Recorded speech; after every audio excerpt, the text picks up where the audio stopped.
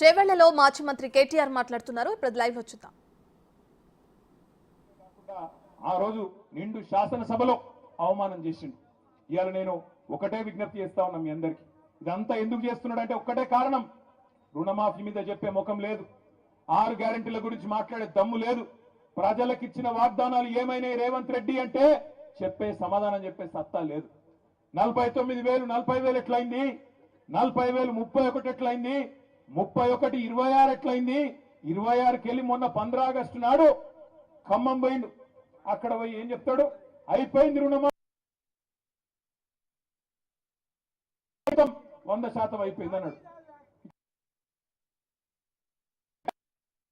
రుణమాఫీ తప్పు చెప్తున్నావు, నువ్వు తప్పుడు కూతలు కూస్తున్నావు, రేవంత్ రెడ్డి అబద్ధం చెప్పకు అని ఊరూరా రైతులు సాగు డప్పు కొట్టుడు మొదలు పెట్టింది.